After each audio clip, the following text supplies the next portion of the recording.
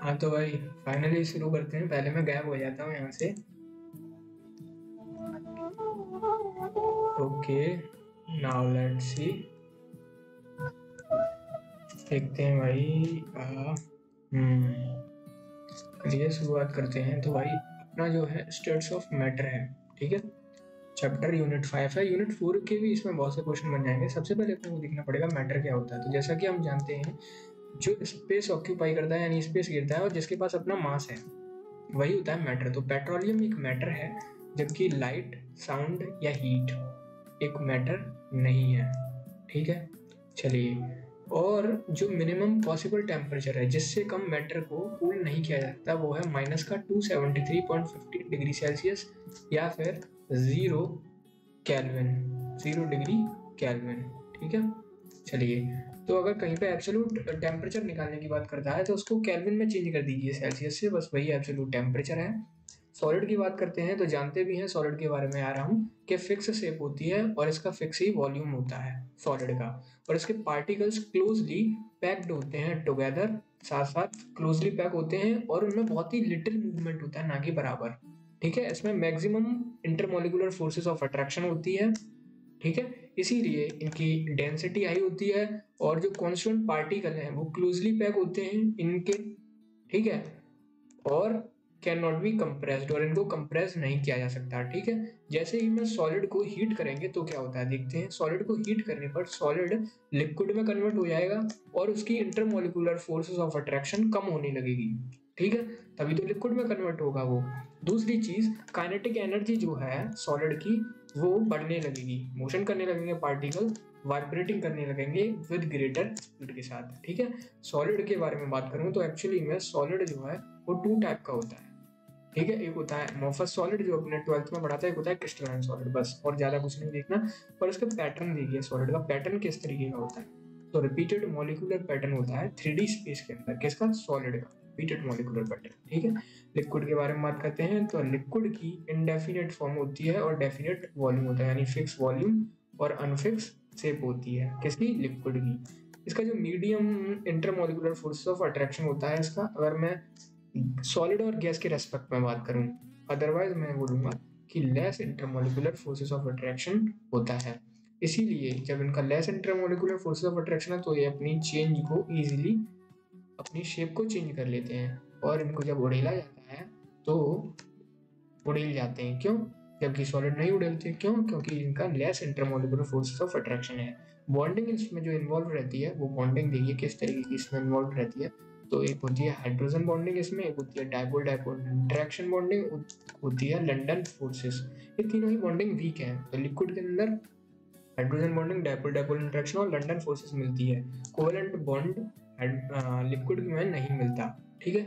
और बात करते हैं हाइड्रोजन बॉन्ड की, तो hydrogen bond associate molecule in water, यानी कि हाइड्रोजन बॉन्ड वाटर में मिलता है।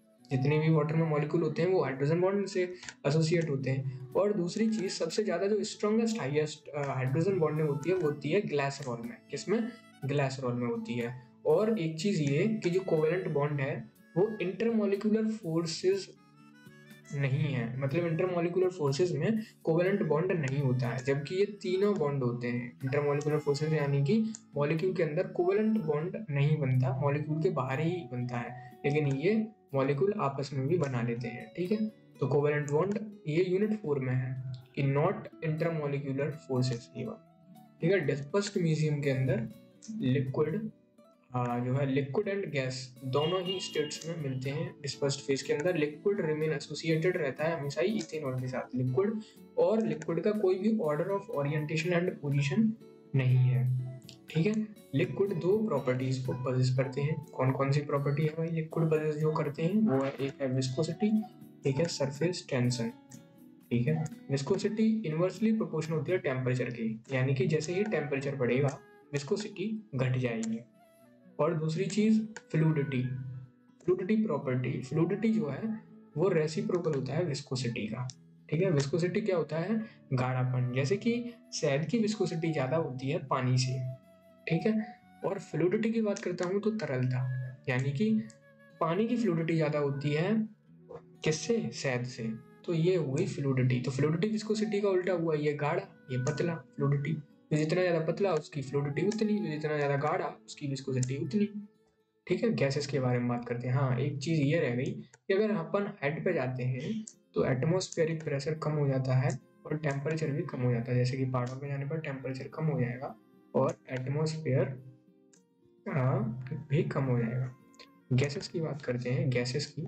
तो gases not have definite shape और वॉल्यूम। इनकी ना ही तो शेप फिक्स रहती और ना ही वॉल्यूम, इनका कुछ फिक्स नहीं होता। ठीक है, पार्टिकल वाइब्रेट करते हैं किसी भी डायरेक्शन में। चौथी यूनिट में सवाल है, इन एनी डायरेक्शन, ये वाला है ना, ये वाला कि पार्टिकल वाइब्रेट करते हैं इन एनी डायरेक्शन। ठीक है, ये गैसेस जो है हाईली कंप्रेसिबल है, ये हाईली कंप्रेसिबल है। और चौथी यूनिट भी है काइनेटिक थ्योरी ऑफ गैसेस में, कंप्रेस ही किया गया है गैसेस को, तो हाईली कंप्रेसिबल है। तभी तो सीएनजी गैस जो है भर देते हैं सिलेंडर में, तभी तो बढ़ जाती है। क्यों? क्योंकि गैसेस हाईली कंप्रेसिबल है। इसका least intermolecular forces of attraction बहुत ही कम होता है, ना के बराबर। बट ये नहीं बोल सकते कि ना के बराबर होता है। ये चौथी यूनिट का क्वेश्चन है कि ना के बराबर नहीं हो सकता। इंटरमोलिकुलर फोर्सेस ऑफ अट्रैक्शन ना के बराबर नहीं हो सकता। अगर नहीं होता तो गैस कभी भी लिक्विफाई नहीं होती। कूल करने पर, ठंडा करने पर या कंप्रेस करने पर गैस कभी भी लिक्विफाई नहीं होती अगर इनमें फोर्स ऑफ अट्रैक्शन ना ही होता। होता तो है लेकिन बहुत कम। मैक्सिमम एंट्रोपी, इनकी मैक्सिमम एंट्रोपी होती है। ये चौथी यूनिट का क्वेश्चन है। मोस्ट डिफिकल्ट सेपरेट करना होता है इनको, बहुत ज़्यादा डिफिकल्ट। जैसे कि हाइड्रोजन है, नाइट्रोजन है, इसको डिफिकल्ट करना बहुत ही ज़्यादा डिफिकल्ट होता है। जबकि सॉलिड को या लिक्विड को भी इजीली इसको अलग किया जा सकता है, लेकिन गैसेस को नहीं किया जा सकता। ये चौथी यूनिट में क्वेश्चन है। लिक्विड क्रिस्टल के बारे में बात करते हैं। तो लिक्विड क्रिस्टल की जब मैं बात करूंगा तो लिक्विड क्रिस्टल के बारे में बात करते हैं, ठीक है। तो जस्ट सी लिक्विड क्रिस्टल के बारे में। तो लिक्विड क्रिस्टल एनिसोट्रोपिक होते हैं, नहीं ये आइसोट्रोपिक होते हैं, नहीं ये एमोफस होते हैं। ये कैसे होते हैं? एनिसोट्रोपिक होते हैं। लिक्विड क्रिस्टल यूज किए जाते हैं किस लिए? To detect tumour in body, in electronic display instruments और कॉमर्शियल लुब्रिकेंट के अंदर। रट लेना ऐसा का ऐसा ही। और जो लिक्विड क्रिस्टल है लीनियर मॉलिक्यूल से बने होते हैं, जिसको बोला जाता है निमैटिक, ठीक है, जो कि थ्रेड लाइक स्ट्रक्चर होती है, धागे जैसी स्ट्रक्चर होती है। और ये निमैटिक जो है ये पी एक्सो एनिसोल से बने होते हैं, ठीक है। लिक्विड क्रिस्टल के टाइप के बारे में बात करूंगा तो एक होता है आपका निमैटिक, दूसरा होता है आपका सिमेटिक, तीसरा होता है आपका कॉलेस्टेरिक, ठीक है। तो जो सिमेटिक है वो सूप लाइक क्रिस्टल है। किस तरीके के? Soup like. निमैटिक कैसे हैं? थ्रेड लाइक क्रिस्टल है, धागे जैसे, ये सा जैसे है। और कॉलेस्टेरिक की बात करेंगे तो ये पी कॉलेस्टेराइल बेंजोइट से बने होते हैं, ठीक है। जेल के बारे में बात करते हैं। इसका जो डिस्पर्स फेस है या डिस्पर्स मीडियम है वो है लिक्विड एंड सॉलिड, ये चीज याद रखना। ऐसा है liquid and solid. Preparing method इसका जो है वो है जिलेशन। जिलेशन एक प्रोसेस के द्वारा इसको बनाया जाता है जेल को। उस प्रोसेस में क्या करते हैं? चेंज ऑफ सॉल्वेंट, या तो सॉल्वेंट का चेंज करते हैं, या कूलिंग सॉल्ट्स को ठंडा करते हैं, या फिर डबल डिकम्पोजिशन करते हैं, ठीक है। जेल का जो एग्जांपल अपने मॉडल में है भाई वो है एगर एगर, ठीक है। तो देख लेना इसको। जो प्रॉपर्टी ये दिखाता है जेल वो होती है डबल रिफ्रैक्शन, एक होती है रेजिडिटी और एक होती है एजिंग। ये मॉडल में है, रट लेना। ये कुछ टर्म्स हैं, इनको जैसा का जैसा ही रट लेना क्या होते हैं, इसको देख लेना। जैसे कि अगर मैं बात करूं इलास्टिक और रिवर्सिबल जेल की, तो वो जेल जो अपनी शेप को चेंज कर देते हैं। जब हम फोर्स लगाएंगे ना तो अपनी शेप को चेंज कर लेंगे, और जब फोर्स को हटाएंगे तो वो अपनी ओरिजिनल पोजीशन में आ जाएंगे। वो होते हैं इलास्टिक या रिवर्सिबल जेल। वहीं नॉन इलास्टिक की बात करूं तो इसका जस्ट उल्टा, जो फोर्स लगाने पर अपनी शेप तो चेंज कर लेंगे, लेकिन जब फोर्स हटाएंगे तो चेंज ओरिजिनल में नहीं आएंगे। एक बार तन गई तो तन गई। जैसे कि हमारा सिलिका जेल, तो सिलिका जेल अपने मॉडल में है। स्वेलिंग एंड इनहिबिशन, इसको देख लेना टर्म को। ये अब कन्वर्जन के बारे में बात बताऊंगा। एक है सॉलिड, एक है लिक्विड और एक है गैस, ठीक है। तो जब सॉलिड से लिक्विड में चेंज होगा उसे मेल्टिंग बोलेंगे, लिक्विड से गैसेस में चेंज होगा तो उसे इवेपोरेशन, गैसेस से लिक्विड में चेंज होगा तो कंडेंसेशन, और लिक्विड से सॉलिड में चेंज होने की प्रोसेस को फ्रीजिंग बोलेंगे। अगर डायरेक्टली सॉलिड से गैस में कन्वर्ट हो जाएगी कोई भी चीज तो उसे बोलेंगे सब्लिमेशन, ठीक है। सब्लिमेशन, जैसे कि नेप्थलीन जो कपूर होता है उसमें होती है सब्लिमेशन, डायरेक्टली सॉलिड से और गैस में कन्वर्ट हो जाता है। ड्राई गैस में होती है सब्लिमेशन और अमोनियम क्लोराइड में होती है सब्लिमेशन। जबकि NaCl यानी कि जो नमक होता है सोडियम क्लोराइड, उसमें सब्लिमेशन नहीं होती। और ड्राई आइस क्या होता है? Dry ice solid carbon dioxide को ही अपन लोग ड्राई आइस बोलते हैं, ठीक है। क्यों बोलते हैं? ये चौथी यूनिट में यूनिट है, चौथी यूनिट में क्वेश्चन है, इसलिए बोलते हैं क्योंकि इसमें सब्लिमेशन होता है, यानी कि जो सॉलिड कार्बन डाइऑक्साइड है वो डायरेक्टली जो है वो गैस में चेंज हो जाता है सॉलिड से, इसीलिए इसको ड्राई आइस बोलते हैं, ठीक है। और डिकम्पोजिशन क्या होता है? गैस से सॉलिड में चेंज हो जाना क्या कहलाता है? उस प्रोसेस को डिकम्पोजिशन बोलते हैं, ठीक है। ठीक है भाई, अब देखिए डिकम्पोजिशन क्या है? रिवर्स प्रोसेस है सब्लिमेशन का, ठीक है। ये सब्लिमेशन है तो रिवर्स प्रोसेस डिकम्पोजिशन हो गया। कंडेंसेशन क्या होता है भाई? गैस से लिक्विड में चेंज होना है, यानी कि कन्वर्टिंग गैस इनटू लिक्विड। और हम ये भी बोल सकते हैं कि गैस को लिक्विफाई करना, ठीक है। तो इसके लिए क्या बेस्ट कंडीशन है? जब हम गैस को लिक्विफाई करेंगे तो बेस्ट कंडीशन है कि हाई प्रेशर और लो टेम्परेचर, यानी प्रेशर हो हाई और टेम्परेचर हो लो। ये चीज याद रखना कि हाई प्रेशर एंड टेम्परेचर बहुत इंपॉर्टेंट है, और ये यूनिट में है, 5वीं में भी है, चौथी में भी है, देख लेना। हाई प्रेशर फेवरेबल कंडीशन है इसकी, कन्वर्टिंग गैस इनटू लिक्विड की। Rate of evaporation inversely proportional होती है एटमॉस्फेरिक प्रेशर के, यानी कि अगर एटमॉस्फेरिक को कम करेंगे प्रेशर को तो इवेपोरेशन बढ़ेगी, ठीक है। चलिए अब इवेपोरेशन के बारे में कुछ बात करते हैं। एक स्पॉन्टेनियस प्रोसेस है और एक सरफेस फेनोमेना है इवेपोरेशन। वेपर प्रेशर के बारे में बात करेंगे, डायरेक्टली प्रोपोर्शनल होता है टेम्परेचर के, और सॉल्यूशन का वेपर प्रेशर हमेशा ही कम होता है प्योर सॉल्वेंट से, हमेशा ही प्योर सॉल्वेंट से सॉल्यूशन का वेपर प्रेशर कम होता है। और अगर टेम्परेचर बढ़ाएंगे तो वेपर प्रेशर भी बढ़ेगा, क्योंकि टेम्परेचर के डायरेक्टली प्रोपोर्शनल है वेपर प्रेशर।